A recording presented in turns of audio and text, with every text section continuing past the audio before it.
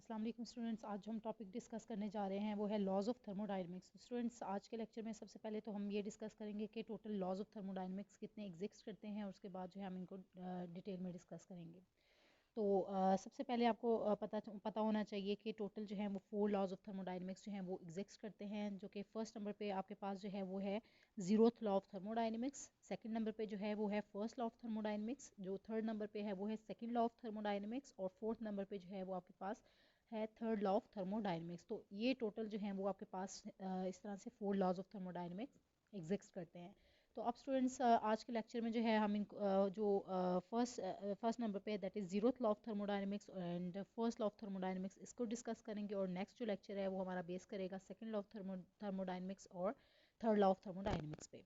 तो हम स्टार्ट लेते हैं from the very first, that is zeroth law of thermodynamics. तो सबसे पहले स्टूडेंट्स हम जो है जीरोथ लॉ ऑफ थर्मोडायनेमिक्स की जो है डेफिनेशन इसको डिस्कस करेंगे कि जीरोथ लॉ ऑफ थर्मोडायनेमिक्स कहता क्या है। So according to this law, when two bodies have equality of temperature with third body, then in turn they have equality of temperature with each other. इस law के according इस ये law कहता है कि जब आपने लेट सपोज दो बॉडीज़ ली हैं, ठीक है, they have equality of temperature, और उन दो बॉडीज़ का टेम्परेचर क्या है, इक्वल है, ठीक है। फिर इसी तरह आपने थर्ड बॉडी ले ली, ठीक है, और उसको आपने पहली जो दो बॉडीज़ थी उनके टेम्परेचर के साथ उनको आपस में कंपेयर किया, ठीक है, उनका टेम्परेचर। तो उनका जब टेम्परेचर आप कंपेयर कर रहे होते हैं उन दो बॉडीज़ को थर्ड बॉडी के साथ, सो इन रिज़ल्ट उस थर्ड बॉडी का भी टेम्परेचर जो है वो भी इक्वल आ जाए, ठीक है। तो इसका मतलब है कि आपके जो तीनों बॉडीज़ हैं जो आपने ली हैं उनका टेम्परेचर क्या है, इक्वल है, आपस में एक दूसरे के साथ यानी कि इक्वल है, ठीक है, सेम है। सो इस लॉ को हम कहते हैं जीरोथ लॉ ऑफ थर्मोडायनेमिक्स। सो यहाँ पर मैं दोबारा से इसको बोल देती हूँ। According to this law, when two bodies have equality of temperature with third body, यही मैंने अभी आपको बताया कि दो बॉडीज हैं, उनका इक्वालिटी ऑफ टेम्परेचर है किसके साथ, विद थर्ड बॉडी, यानी कि तीसरी बॉडी के साथ। तो इसका मतलब यही हुआ ना कि तीनों बॉडीज का टेम्परेचर क्या है, इक्वल है। सो इन टर्न ये आपने कंक्लूड किया कि they have equality of temperature with each other, यानी कि इनका आपस में टेम्परेचर जो है सारों का क्या है, इक्वल टेम्परेचर है, ठीक है। और सेकेंड बात कि हम जीरोथ लॉ ऑफ थर्मोडायनेमिक्स को जीरोथ लॉ क्यों कहते हैं। सो इसको हम डिस्कस करते हैं अब कि this law is not derivable from first and second law of thermodynamics, that is why it is called as zeroth law of thermodynamics। ये लॉ जो है ना ही आप फर्स्ट और सेकंड लॉ ऑफ थर्मोडायनेमिक्स से डिराइव करते हैं, सो इसी वजह से हम इसको जीरोथ लॉ ऑफ थर्मोडायनेमिक्स कहते हैं। तो ये तो स्टूडेंट्स हमने जीरोथ लॉ ऑफ थर्मोडायनेमिक्स को डिस्कस किया है। अब हम जो है मूव करते हैं towards first law of thermodynamics की तरफ। तो स्टूडेंट्स, अब हम डिस्कस करते हैं फर्स्ट लॉ ऑफ थर्मोडायनेमिक्स को। फर्स्ट लॉ ऑफ थर्मोडायनेमिक्स को law of conservation of energy भी कहा जाता है, ठीक है। तो सबसे पहले अब इसकी हम डेफिनेशन को डिस्कस कर लेते हैं कि फर्स्ट लॉ ऑफ थर्मोडायनेमिक्स क्या है। Energy can neither be created nor destroyed although it may be converted from one form to another form, ठीक है। इस लॉ के according first law of thermodynamics कहता है कि energy can neither be created, आप एनर्जी को ना ही क्रिएट कर सकते हैं नोर डिस्ट्रॉयड, ना ही इसको आप डिस्ट्रॉय कर सकते हैं। Although it may be converted from one form to another form, यानी कि क्या होता है कि एक फॉर्म से वो दूसरी फॉर्म में कन्वर्ट हो जाता है, आप उसको ना ही क्रिएट कर सकते हैं ना ही आप उसको डिस्ट्रॉय कर सकते हैं, ठीक है। जैसे कि इसमें मैं एक एग्जांपल दे देती हूँ आपको कि आप लेट्स सपोज किसी हाइट से, ठीक है, जैसे एक कप जो है वो आप फेंक रहे हैं, ठीक है। तो हाइट से फेंक रहे हैं तो उस वक्त हाइट पे आपके पास जो एनर्जी होगी वो क्या है, उसे हम कहते हैं पोटेंशियल एनर्जी, ठीक है। तो जो ही वो नीचे जाएगा, सही बात है, वो मूव करेगा तो उसको उसकी जो पोटेंशियल एनर्जी है वो किस में कन्वर्ट हो जाएगी, काइनेटिक एनर्जी में, क्योंकि वो हाइट से आप किधर जा रहा है, टुवर्ड्स ग्राउंड जा रहा है, ठीक है। तो काइनेटिक एनर्जी में कन्वर्ट होगी। और जो ही वो ज़मीन को टच करेगी, ठीक है, तो साउंड एनर्जी प्रोड्यूस होगी, ठीक है, और वो ब्रेक भी हो जाएगी, ठीक। तो इस तरह से जो है काइनेटिक एनर्जी किस में कन्वर्ट हो जाएगी, साउंड एनर्जी में, और साथ में वो थोड़ी बहुत हीट अप भी हो जाएगा, तो इस तरह से वो हीट एनर्जी में कन्वर्ट हो जाएगी। तो इस तरह से आपने देखा कि जो पोटेंशियल एनर्जी थी वो फर्स्ट किस में कन्वर्ट हुई, काइनेटिक एनर्जी में, और काइनेटिक एनर्जी फर्दर किस में कन्वर्ट हो गई, साउंड एनर्जी में और हीट एनर्जी में। तो इस तरह से एक फॉर्म ऑफ एनर्जी दूसरी फॉर्म ऑफ एनर्जी में कन्वर्ट हो जाती है, वो जो है वो डिसिपेट नहीं होती, वो डिस्ट्रॉय नहीं होती। सो यही जो है वो है फर्स्ट लॉ ऑफ थर्मोडायनेमिक्स, और इसको हम जो है सेकंड वे में भी डिफाइन कर सकते हैं, यानी कि आप कह सकते हैं कि इसकी सेकंड डेफिनेशन है, ठीक है। सेकंड डेफिनेशन को डिस्कस कर लेते हैं आप कि the total energy of an isolated system remains constant although it may undergo transformation from one form to the other form. यानी कि टोटल एनर्जी जो है किसी भी आइसोलेटेड सिस्टम की वो कांस्टेंट ही रहेगी, ठीक है।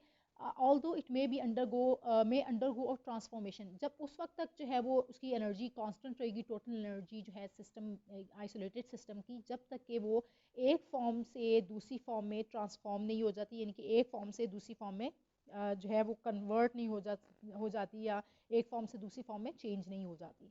तो ये स्टूडेंट्स जो है फर्स्ट लॉ ऑफ थर्मोडाइनमिक्स की डेफिनेशन थी, या आप कह लें कि हमने जस्ट उसकी स्टेटमेंट को भी डिस्कस किया है।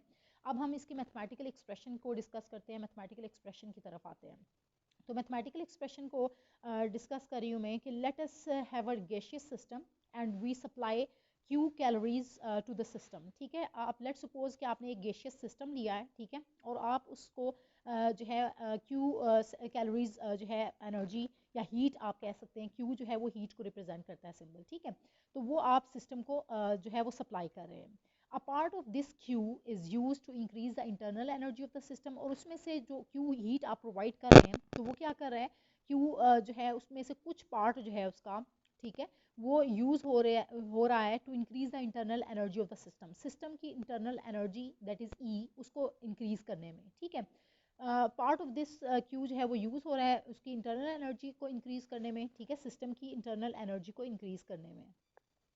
एंड अ पार्ट में प्रोड्यूस सम मैकेनिकल वर्क, और कुछ जो है वो मैकेनिकल वर्क करने में जो है वो यूज हो रहा है, ठीक है। So suppose delta E is the increase in internal energy of the system. Let suppose आपने क्या कहा कि डेल्टा ई, यानी कि डेल्टा ई है, ठीक है, चेंज इन इंटरनल एनर्जी, ठीक है। ये क्या आपको शो कर रहा है कि is the increase in internal energy of the system, and W is the work done, जो कि मैकेनिकल वर्क हुआ है वो उसको आपने W से जो है वो रिप्रेजेंट कर दिया, ठीक है। देन आपके पास एक्सप्रेशन क्या आया, Q is equals to delta E plus W। तो ये एक्सप्रेशन आया, आपने इसको कह दिया इक्वेशन नंबर 1, ये एक्सप्रेशन है, यानी कि Q अमाउंट ऑफ हीट जो है जो आपने सप्लाई की थी सिस्टम को, तो उसमें से पार्ट ऑफ जो है हीट अमाउंट ऑफ हीट जो है वो इंटरनल एनर्जी को इंक्रीज करने में लगी, और कुछ जो है पार्ट जो है वो अपार्ट ऑफ सम जो है वो मैकेनिकल वर्क में जो है वो यूज़ हो गया, ठीक है। सो ये आपने जो है एक इक्वेशन जो है वो कंस्ट्रक्ट कर ली। So it can be rearranged as, अब आप इस इक्वेशन को रीअरेंज करते हैं तो डेल्टा ई को आप इधर ही रखें तो इज इक्वल्स टू क्यू, और ये प्लस डब्ल्यू ये क्या करेगा उस तरफ जाएगा तो ये माइनस डब्ल्यू हो जाएगा।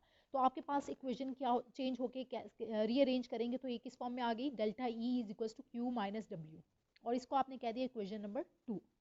If the changes are very very small, then अगर स्मॉल चेंजेस हैं, बहुत बहुत स्मॉल चेंज आ रहा है, ठीक है, तो उस वक्त आपने स्मॉल चेंज को डी से रिप्रेजेंट करना है। अगर कैपिटल नहीं सॉरी लार्ज चेंज है तो उसको आपने डेल्टा से रिप्रेजेंट करना है, और अगर स्मॉल चेंज है तो आपने उसको सिंपल डी से रिप्रेजेंट करना है। तो ये स्मॉल चेंज है और आप इसको कैसे लिख रहे हैं, d E is equals to partial Q minus partial W, ठीक है। ये भी चेंज को रिप्रेजेंट कर रहा है, ठीक है, स्मॉल चेंज को हम इसको डेल्टा भी बोलते हैं, या पार्शल आप कह लें, partial Q minus partial W, या delta Q minus delta W, ये स्मॉल चेंज के लिए हम इसको रिप्रेजेंट करते हैं, ठीक है। तो ये आपने इक्वेशन नंबर 3 बना दी, ठीक है।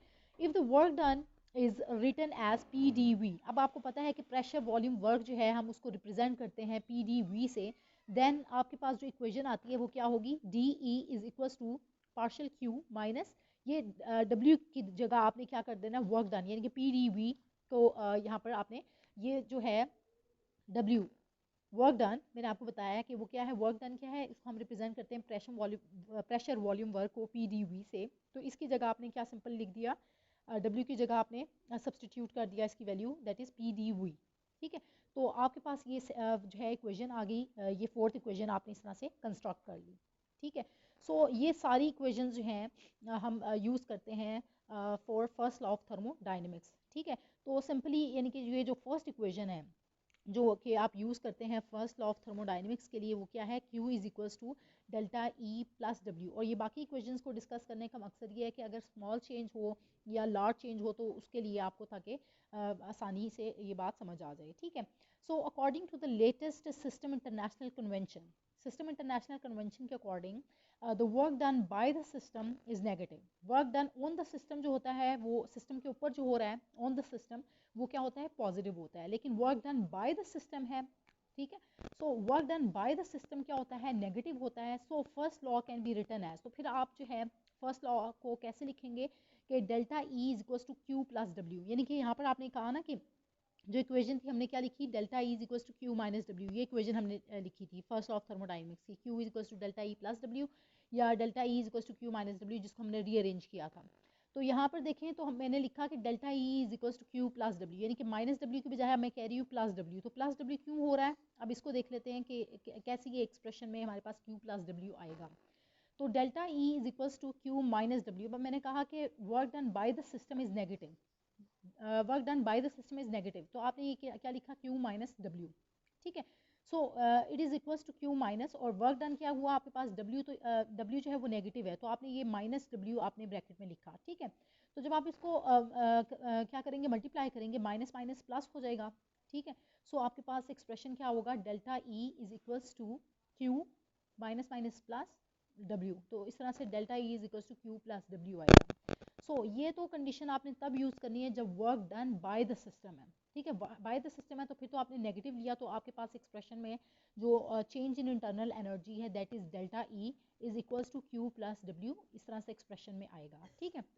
तो ये स्टूडेंट्स हमने जो है फर्स्ट लॉ ऑफ थर्मोडायनेमिक्स को भी डिटेल में अच्छे तरीके से डिस्कस कर लिया है, और आज के लेक्चर में हमने जो है जीरोथ लॉ ऑफ थर्मोडायनेमिक्स को और फर्स्ट लॉ ऑफ थर्मोडायनेमिक्स को डिस्कस करना था। तो होप्स हो कि आज का लेक्चर जो है वो आपको कम्प्लीटली समझ आ गया। इस लेक्चर से रिलेटेड अगर आपके माइंड में कोई भी क्वेश्चन है स्टिल, तो वो आप मुझसे कमेंट्स में पूछ सकते हैं। Thank you so much students.